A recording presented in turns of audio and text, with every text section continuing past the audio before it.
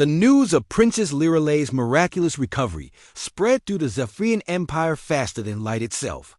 Within hours of her first public appearance since the assassination attempt, communication channels throughout the galaxy buzzed with reports of the human doctor who had brought a royal princess back from the dead. Alex found himself thrust into a spotlight he had never wanted and certainly wasn't prepared for. Dr. Carter, there are 17 requests for interviews from Galactic News Networks waiting in my communication queue, Captain Maria Santos informed him as they reviewed the situation in her ready room. The Zephyrian Ministry of Information wants to arrange a formal press conference, and apparently 3 different universities want to offer you research positions. Alex rubbed his temples, feeling overwhelmed by the sudden attention. I just want to practice medicine, Maria. I didn't say Princess Liralay to become famous. I know that, but fame has found you anyway, and with it comes complications. Maria's expression grew serious. I've been monitoring Zephyrian political communications, and not everyone is happy about your success. There are factions in their empire who see your treatment of the princess as human interference in alien affairs. The political backlash had started almost immediately after news of the experimental treatment became public. Lord Craxton of House Vexter, the same noble that Princess Liralay suspected of ordering her assassination, had been particularly vocal in his criticism.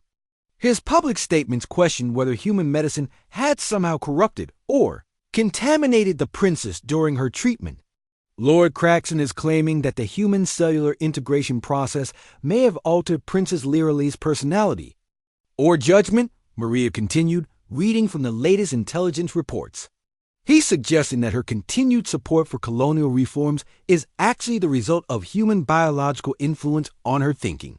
Alex felt anger rising in his chest. That's completely ridiculous.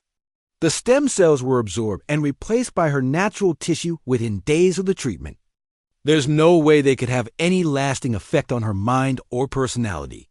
You know that, and I know that, but Lord Craxton is using fear and xenophobia to turn public opinion against both you and the princess. He's calling for an investigation into whether the treatment violates Zephyrian medical ethics and whether the princess is still mentally competent to hold her position in the royal succession. The situation became even more complicated when reports reached him that several attempts had been made to discredit Alex's medical credentials and question his motives for treating alien royalty. Anonymous sources were spreading rumors that he had secret political connections or financial incentives for interfering in Zephyrian affairs. Someone is orchestrating a very sophisticated campaign to undermine both you and Princess Liralay, Maria observed. The timing and coordination of these attacks suggest significant resources and political connections. Alex was reviewing the latest reports when Princess Liralay herself requested permission to board the Unity's Edge for what she described as a routine medical follow-up. When she arrived, however, it was clear that her visit had nothing to do with medical concerns. Dr. Carter, I need to warn you that you are in danger, she said without preamble once they were alone in the medical bay. My sources in the Royal Court indicate that the same people who tried to kill me are now targeting you. Alex felt his stomach tighten. Because I saved your life? Because you have become a symbol of human Zephyrian cooperation and progressive change. Your successful treatment has given hope to reform movements throughout the Empire. The conservative nobles see you as a threat to their traditional power structure. Princess Liralay's crystal formations shifted to worried orange patterns. There have been at least 3 attempts to hire assassins to eliminate you, though my security forces have intercepted the communications. Your father knows about this. He knows, but his position is complicated. Publicly, he must appear grateful for your service to the royal family. Privately, he is under enormous pressure from the noble houses to distance himself from human influence in empire affairs. She moved closer, her voice dropping to a whisper. Some of his advisors are suggesting that your treatment of me was part of a human plot to gain influence over the royal family. Alex stared at her in disbelief. A plot? I saved your life because you were dying and I had the skills to help. There was no political agenda. I know that, but politics rarely concerns itself with truth when lies are more convenient. Princess Liralay's expression grew sad. My father is caught between his gratitude to you and his duty to maintain stability in the empire. The noble houses are threatening economic disruption if he appears too supportive of human involvement in Zephyrian affairs. The political pressure was affecting Princess Liralay as well. Alex could see the strain in her crystalline features as she described the hostility she faced at court since her recovery. Lord Craxon and his allies are questioning every decision I make, claiming that human influence has compromised my judgment. They are demanding that I undergo extensive medical and psychological testing to prove that I am still truly Zephyrian. Her pattern shifted to angry red, as if being saved by human medicine somehow makes me less worthy of my heritage. Are you going to submit to their tests? I have no choice. If I refuse, they will claim it proves their accusations. If I agree, and the tests show any trace of human cellular material, they will use that as evidence of contamination. Princess Liralay looked directly at Alex. Either way, they plan to use the results to remove me from the line of succession and eliminate my reform efforts. Alex felt the weight of unintended consequences settling on his shoulders. In saving Princess Liralay's life, he had inadvertently placed her in an even more dangerous political position. The very treatment that had cured her was now being used as a weapon against her. There's something else, Princess Liralay continued. My investigation into the mining colony corruption has revealed connections that reach directly into the royal medical archives. Someone with the highest level of clearance provided the biological data necessary to create the poison that nearly killed me. Someone in your father's inner circle? It appears so. The list of people with access to royal genetic information is very short, and most of them are individuals my father has trusted for decades. Her voice carried a mixture of anger and betrayal. One of my father's closest advisors is likely a traitor working with the noble houses to eliminate me and stop the reforms. Alex realized that the situation was far more complex and dangerous than he had initially understood. Princess, maybe you should consider stepping back from the investigation until things calm down. These people have already tried to kill you. Once, and now they're targeting me as well. Dr. Carter, if I retreat now, they win completely. Not only will the mining colony workers continue to suffer, but human-Zephyrian relations will be damaged for generations. They will point to this incident as proof that humans cannot be trusted with alien lives. Princess Liralay's crystal formations blaze with determination. I will not let your heroic actions be twisted into a political weapon against cooperation. Between our species, Alex understood her position, but he also recognized the impossible situation they both face. What do you want me to do? Help me find the traitor in my father's court. Your medical expertise might be the key to identifying who had the knowledge necessary to create that specific toxin. If we can prove who ordered the assassination and expose their connections to the mining colony corruption, we can defeat their political attacks and protect both our species from this conspiracy.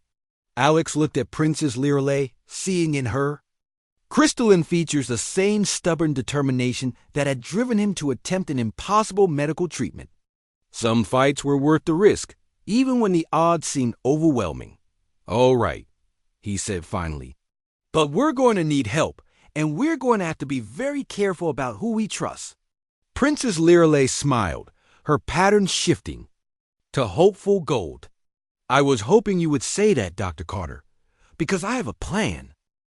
Princess Liralay's recovery was unlike anything Alex had ever witnessed in his medical career. Over the following days, he watched as her body gradually absorbed and integrated the human stem cells while her crystalline biology returned to full function. The process was fascinating from a scientific standpoint. But what surprised Alex most was how much time he found himself spending with the princess during her convalescence. Tell me about Earth, Princess Liralay said during one of his routine checkups. She was sitting up in her crystal bed, looking much healthier but still weak from the ordeal. I have read about your planet in diplomatic reports, but I want to know what it feels like to live there. Alex paused in his examination of her recovery data. It's hard to explain to someone who grew up among the stars. Earth is mostly water and green growing things. The sky changes color depending on the time of day, and the weather is completely unpredictable. Most humans spend their entire lives on one world, never seeing the galaxy the way you have. That sounds peaceful, she said wistfully. Here in the Empire, I have visited hundreds of worlds, but they all feel the same. Zephyrian colonies where everything is crystal and light and order. I sometimes wonder what it would be like to see a sunset that was not artificially created. Alex found himself drawn into longer conversations with her as the days passed.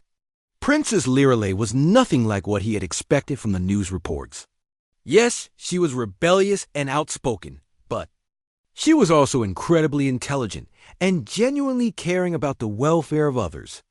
She asked detailed questions about human medicine, human culture, and human philosophy that showed a deep curiosity about life beyond her own species. Why did you become a doctor? She asked during one of their talks.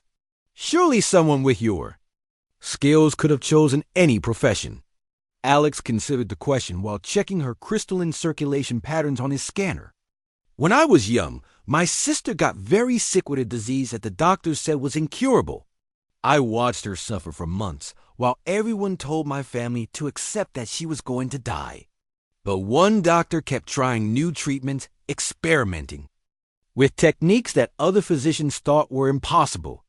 She saved my sister's life by refusing to give up. And so you decided to be the doctor who never gives up, Princess Lirelei said with understanding. That explains why you were willing to try something as crazy as temporarily making me human. Maybe. Or maybe I just can't stand watching people die when there might be something I can do about it. Alex looked up from his scanner to find her watching him with those startling starlight eyes. What about you? Why do you fight so hard for workers' rights and alien equality? It would be much easier to just enjoy being a princess. Princess Lirelei's crystal formation shifted to deeper blue patterns that Alex was learning to recognize as sadness. Because I have seen what the Empire does to people who are not Zephyrian royalty. The mining colonies where workers die in unsafe conditions so that noble houses can increase their profits. The alien species that are treated as second-class citizens even though they built much of our technology. The rigid social order that says some people matter more than others just because of how they were born. She paused, looking out through the crystal viewport at the stars beyond. I was supposed to be a good princess who smiled and agreed with everything my father said. But when I was 16, I visited a mining colony without an official escort and saw children working in conditions that would kill them before they reached adulthood. How could I come back from that and pretend it was acceptable? Your father doesn't agree with your reforms. He loves me, but he fears change. The Empire has been stable for thousands of years using the same systems. He worries that too much reform too quickly could lead to chaos and rebellion. He may be right, but I cannot accept that stability is worth the suffering of innocent people. Alex found himself admiring her conviction, even as he worried about the political consequences of her activism. The attack at the mining station. Do you think it was connected to your investigation? Princess Lirelei's pattern shifted to angry orange. I am certain of it. I was close to exposing a conspiracy involving 3 noble houses and the colonial administration. They were using illegal alien workers in the most dangerous areas of the mines while falsifying safety reports. Hundreds of deaths that were covered up as accidents. Who would have access to the kind of sophisticated poison that was used on you? That is the question that frightens me most. The toxin was designed specifically for royal Zephyrian physiology. Only our most advanced medical researchers would have that level of knowledge, and they are all supposed to be loyal to the crown. She looked at Alex with concern, which means the conspiracy reaches much higher than I suspected. Over the following days, Alex learned more about the complex politics of the Zephyrian Empire. Princess Lirelei explained the intricate web of noble houses, each controlling different aspects of the empire's economy and military. Some supported her progressive reforms, while others saw her as a threat to their traditional power and wealth. Lord, Craxon of House Vexter has the most to lose if my investigations succeed, she told Alex during one of their conversations. His family controls most of the mining operations in the outer colonies. If the illegal labor practices are exposed, his house could face criminal charges and lose their colonial charters. Could he have ordered the assassination? He has the motive and the resources. But using a poison designed for royal physiology suggests someone with access to Crown Medical Archives. That limits the suspect significantly. Princess Liralay's eyes grew thoughtful. Unless he had help from someone inside the royal court. Alex felt a chill at the implications. How many people knew you were going to be at that mining station? Too many. My security detail, my personal staff, several court officials who handle my travel arrangements. She sighed, her crystal formations dimming with worry. I have been careless about operational security because I trusted the people around me. That nearly got me killed. As Princess Liralay's physical recovery progressed, Alex noticed that she seemed reluctant to return to the royal court. She extended their medical sessions beyond what was necessary and found excuses to spend time talking with him about everything from human literature to alien philosophy. I should return to court soon, she said during what was supposed to be her final medical checkup. My father is being patient, but there are duties I cannot avoid indefinitely. Alex felt an unexpected sadness at the thought of her leaving. Over the past week, he had grown to enjoy their conversations and admire her intelligence and compassion. Your health is completely restored. The human stem cells have been fully integrated, and there are no signs of residual toxin effects. Good. Then I can resume my investigation into the mining colony corruption. Princess Liralay's voice carried determination, but Alex could see worry in her crystalline features. Is that wise? Someone already tried to kill you once. Going back to the same investigation seems like giving them another chance. Dr. Carter, if I allow one assassination attempt to stop my work, then the people who ordered it have already won. The workers in those colonies will continue to suffer and die while the responsible parties escape justice. She stood up from the medical bed, testing her restored strength. Besides, now I know what I am facing. I will be more careful about who I trust and what precautions I take. Alex wanted to argue with her, to suggest that her life was worth more than any investigation, but he recognized the look in her eyes. It was the same expression he had seen in his own mirror when other doctors told him to stop trying impossible treatments. Some people were simply incapable of giving up when others were counting on them. If you are determined to continue this investigation, at least let me help. Someone with medical knowledge designed that poison. I might be able to identify the source or find clues that you would miss. Princess Liralay looked at him with surprise and something that might have been gratitude. You would do that? Continue to risk yourself for people you have never met. Alex met her starlight gaze steadily. I told you before, I can't stand watching.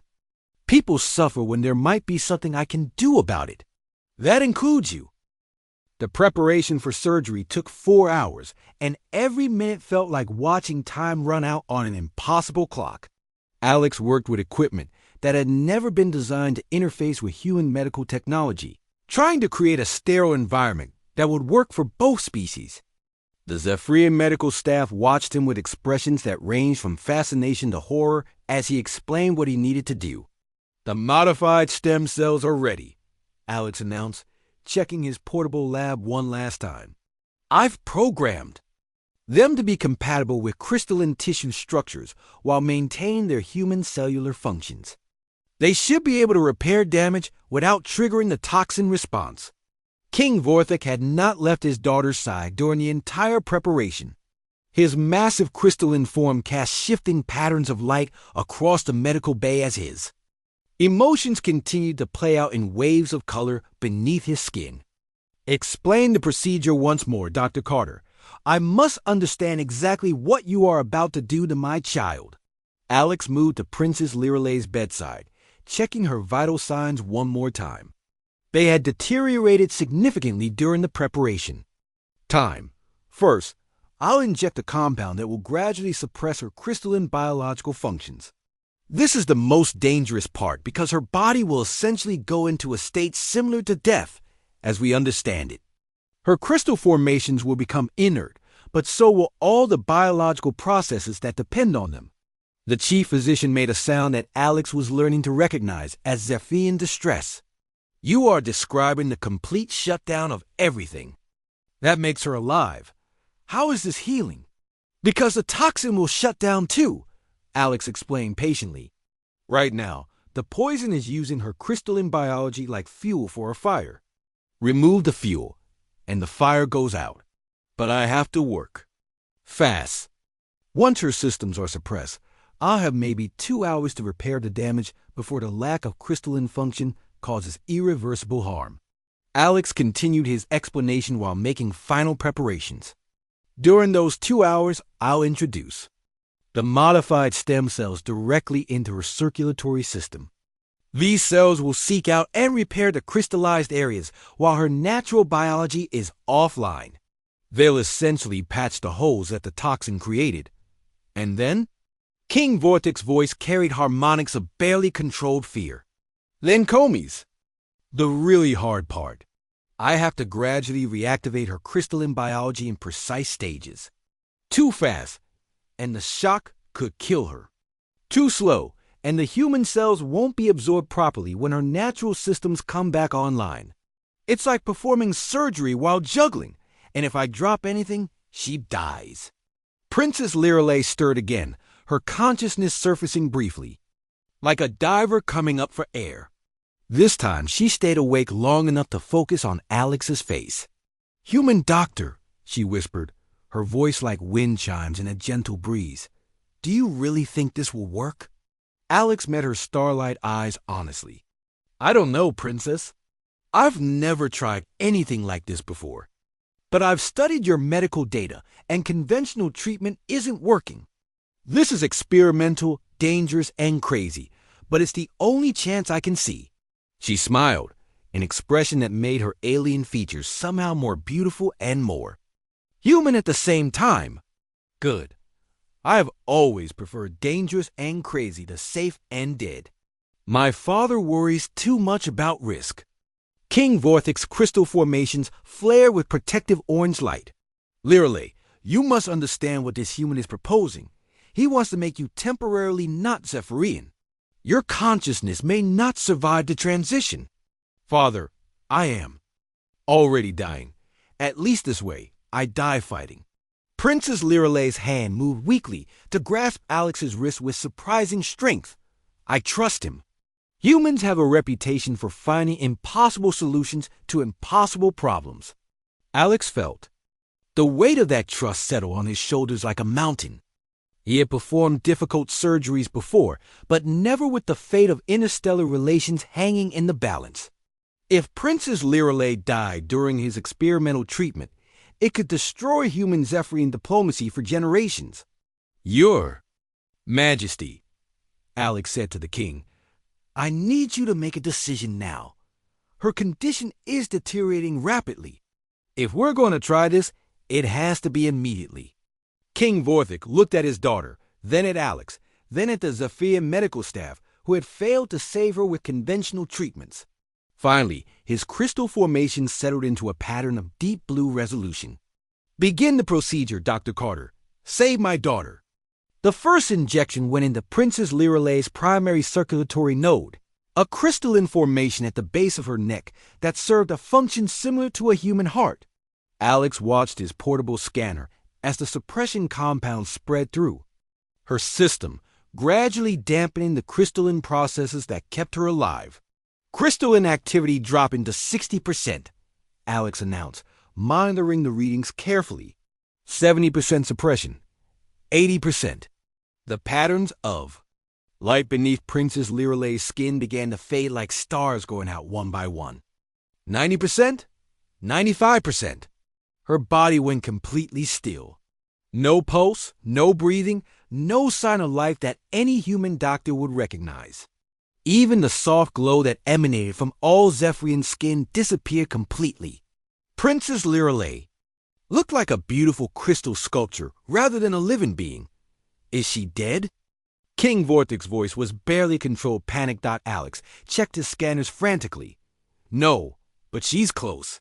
Cellular activity is minimal but present. I have maybe 90 minutes before the lack of crystalline function causes brain damage. He was already moving, preparing the modified stem cell injection. Now I find out if human ingenuity can really work miracles. The stem cell introduction was like watching microscopic soldiers march into battle. Through his enhanced scanner, Alex could see the human cells spreading through Princess Lirelei's dormant circulatory system, seeking out the areas where the toxin had caused crystallization. The modified cells began immediately bonding with the damaged tissue, essentially rebuilding her circulation system using human biological principles. It's working, Alex breathed, hardly daring to believe what his scanners were showing him. The stem cells are repairing the crystallized areas. They're actually dissolving the solid formations and replacing them with healthy tissue. 40 minutes passed with agonizing slowness as Alex monitored the repair process. The human cells work with mechanical precision, but biology could not be rushed. King Vortic stood like a statue beside his daughter's bed, his own crystal. Formations locked in patterns of tense waiting. Repair process is 70% complete, Alex announced. I'm going to begin gradual reactivation of her crystalline biology. This is where we find out if the treatment actually worked. The reactivation process was like trying to restart a complex machine one component at a time. Alex introduced carefully measured doses of crystalline activators, watching as Princess Lirelei's natural biology slowly came back online. First, basic cellular functions resumed. Then circulation began to flow again. Finally, the complex neural networks that made Zephyrian consciousness possible started to reconnect. Princess Lirelei's eyes opened suddenly, blazing with returned starlight. She took a deep breath that sounded like wind moving through crystal caves. The patterns of light beneath her skin began to dance again, but now they were healthy and strong, no longer threatened by the toxin that had been killing her. Father, she said, her voice clear and strong. Did the crazy human save my life? Alex slumped against the nearest wall, exhaustion hitting him like a physical blow. How do you feel, Princess? She sat up slowly, testing her restored body with obvious amazement. Different, strange, like I've been somewhere far away and just returned home. She looked at Alex with wonder. You actually did it. You made me temporarily human and then made me Zephyrian again. I can feel the human cells still in my system, but they are being absorbed as my natural biology takes over. King Vortic moved to embrace his daughter, his crystal formations blazing with joy and relief. My child, you were dead, completely dead, and this human brought you back to life. Alex checked his final readings, confirming that the treatment had been successful, beyond his wildest hopes. Princess Lirelei was not only alive, but apparently unharmed by the experimental procedure. The toxin was completely neutralized, and her crystalline biology was functioning normally. The immediate crisis is over, Alex said, but you'll need monitoring for the next few days to make sure there are no complications from the treatment. Princess Lirelei turned to look at Alex with an expression he couldn't quite interpret. Dr. Carter, you saved my life using methods that should have been impossible. How can I ever repay such a debt? The shuttle bay doors of the Unity's Edge had never held anything as magnificent or terrifying as King Vortic of the Zephyrian Empire.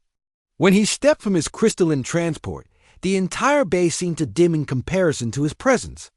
The king stood nearly 8 feet tall, his body a living sculpture of flowing crystal that shifted from deep purple to brilliant gold as his emotions played across his translucent skin. Geometric patterns of light pulsed beneath the surface, creating a hypnotic display that made Alex feel dizzy if he stared too long. Behind the king came a procession of advisors and guards, each one impressive in their own right. but all pale. Shadows compared to their ruler. Alex had studied Zephyrian culture during his preparation, but seeing it in person was overwhelming.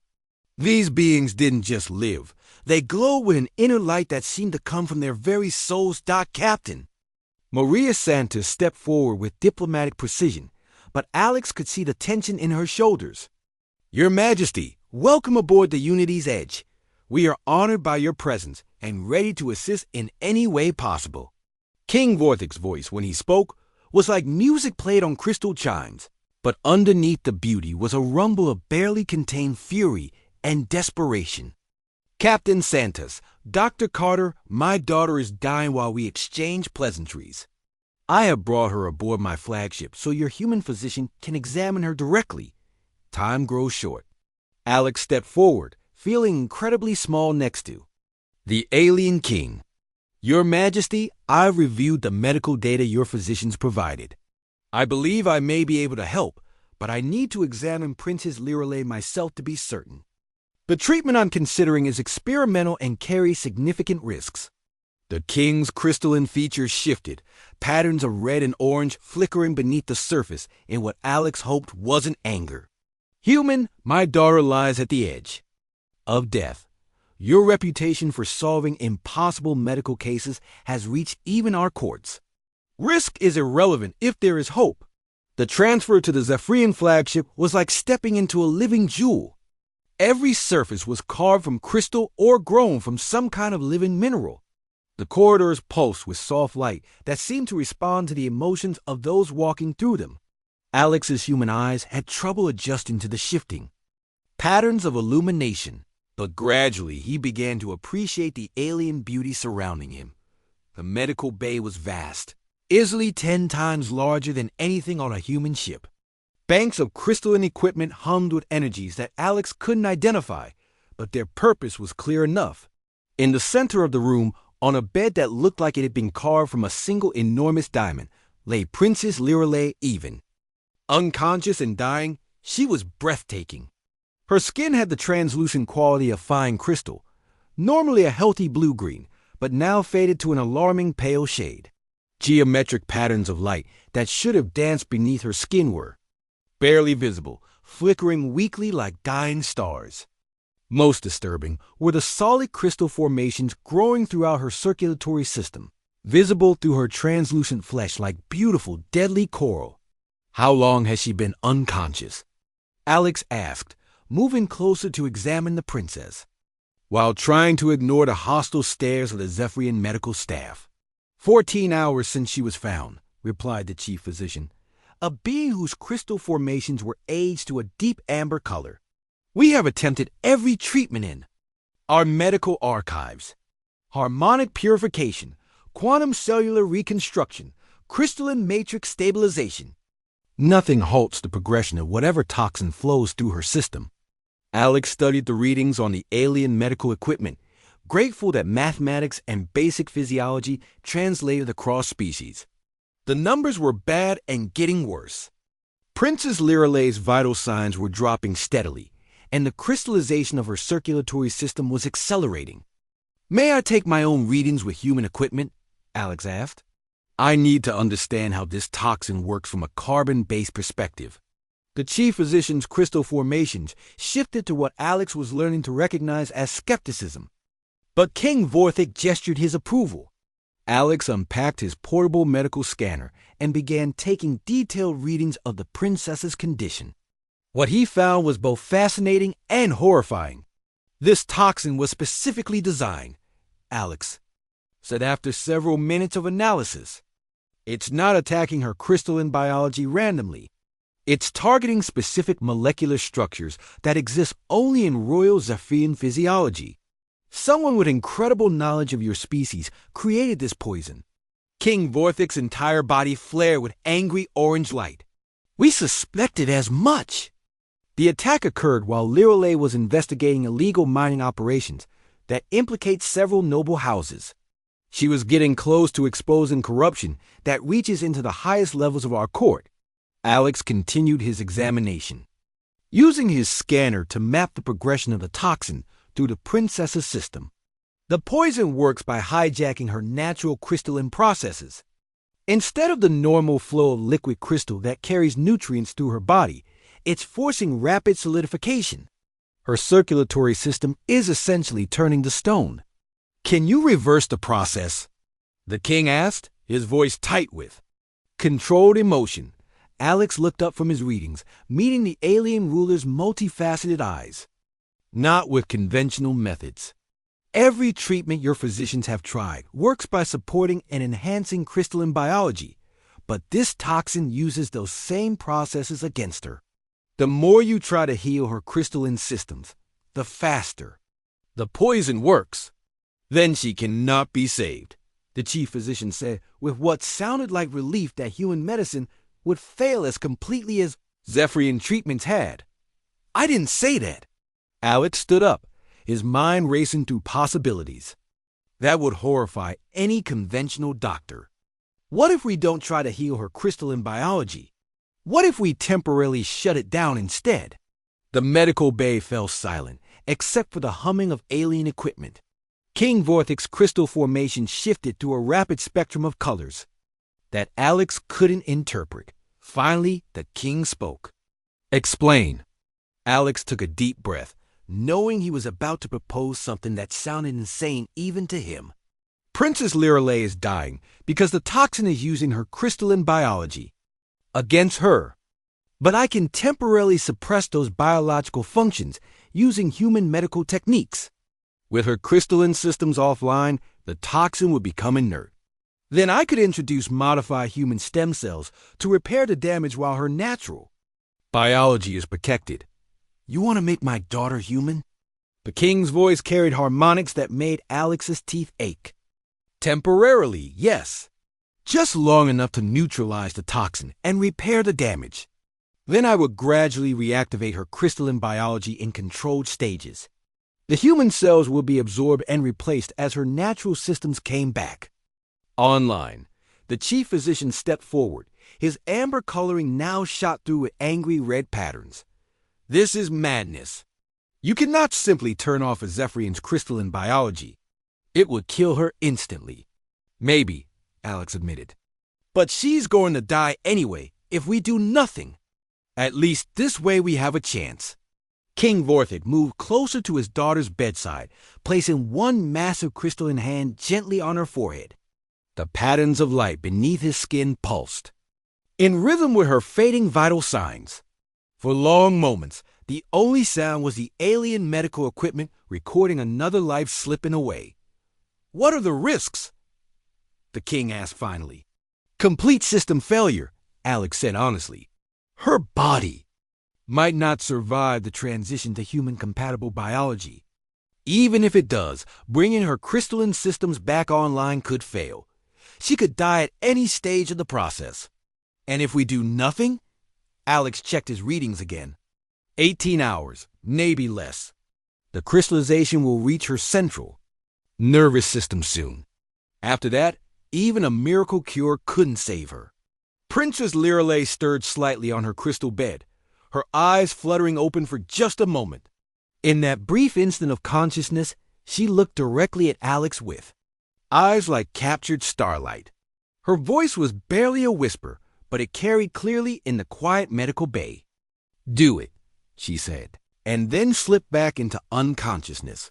King Vortic stared at his daughter for several long moments, then turned to Alex. "You have my permission, human. Save my daughter, whatever the cost." Dr. Alex Carter was finishing his morning coffee when the emergency alarm screamed through the medical bay of the diplomatic vessel. Unity's Edge. The red lights flashed in that familiar pattern that meant someone somewhere was dying and needed his help right now. Alex set down his mug and moved quickly to the main console where the incoming transmission was already crackling with static. And what sounded like Panic Dot, the face that appeared on the screen, was unlike anything Alex had seen before, even after 3 years of deep space medical service. The alien had skin that looked like living crystal, shifting between blue and purple hues as emotions played across features that were both beautiful and terrifying. When the creature spoke, its voice carried harmonics that made Alex's bones Vibrate. Human medical vessel. This is Commander Zekrin of the Zephyrian Royal Fleet. We require immediate assistance. Princess Lirelei, daughter of King Vorthik, has been critically injured in an attack on mining station Zarian 7. Our physicians cannot identify the toxin that is killing her. We have heard that human medicine can sometimes succeed where ours fails. Please, time is running out. Alex stared at the screen as the transmission cut to static. Princess Lirelei. Every person in known space had heard that name. She was the rebellious daughter of the Zephyrian Empire's king, famous for getting into trouble while fighting for workers' rights and alien equality. The news feeds were always full of stories about her latest clash with her father's more conservative policies. But this was different. This was life and death. Captain Maria Santos appeared in the doorway of the medical bay, her face grim. She had obviously been monitoring the transmission. Alex, I need to know if you can handle this. Treating alien royalty isn't just medicine. It's diplomacy. One mistake could start a war. Alex nodded slowly. He had treated dozens of alien species during his time on the Unity's edge, but never someone so politically important. I'll need to know everything about Zephyrian physiology. Their biology is crystalline-based, completely different from human systems. But if they're asking for help, it means their own doctors are stumped. The political situation is complicated, Maria continued. Princess Lirelei was investigating labor violations at that mining station against her father's direct orders. There are rumors she was getting too close to exposing some powerful people. This attack might not have been random. The communication system crackled again, and Commander Zekrin's face reappeared. Human vessel, we are transmitting Princess Lirelei's medical data now. Please review and advise if treatment is possible. King Vorthik himself is en route to your position. He will arrive within 6 hours. Alex felt his stomach tighten. Meeting alien royalty was one thing, but King Vorthik was legendary throughout the galaxy. The Zephyrian Empire controlled dozens of star systems, and the king was said to be both brilliant and ruthless. Having him aboard a human diplomatic vessel would be unprecedented. Send me everything, Alex told the commander. Medical scans, toxicology reports, treatment attempts. I'll need to understand exactly what happened to her. The data stream began immediately, flooding Alex's screens with information that made him frown deeper with each passing minute. Princess Lirelei had been found unconscious in the mining station's administrative center, apparently overcome by some kind of gas attack. But the toxin wasn't showing up clearly on Zephyrian medical scanners. What they could detect was alarming enough. Her crystalline circulatory system was beginning to solidify, turning from the flowing liquid crystal that carried nutrients through Zephyrian bodies into rigid, lifeless formations. This is bad, Alex muttered, studying the scans. Really bad. It's like someone designed a poison specifically for Royal Zephyrian physiology. Look at these patterns. The toxin is targeting the specific molecular structures that only exist in the royal bloodline. Maria leaned over his shoulder to look at the data. So this was definitely an assassination attempt. Has to be. And whoever did it knows Zephyrian biology better than most Zephyrian doctors do. Alex continued scrolling through the medical reports. They've tried every conventional treatment. Crystalline purification, harmonic therapy, even quantum cellular reconstruction. Nothing is working. In fact, some of their treatments seem to be making it worse. The next transmission showed Princess Lirelei herself, unconscious on what looked like a medical bed made from carved gemstone. Even dying, she was stunning in the way that only Zephyrian royalty could be. Her skin normally would have been a brilliant blue-green, but now it was pale and flickering like a dying light. Crystalline formations were visible under her translucent skin, spreading slowly through her body like beautiful, deadly ice. How long does she have?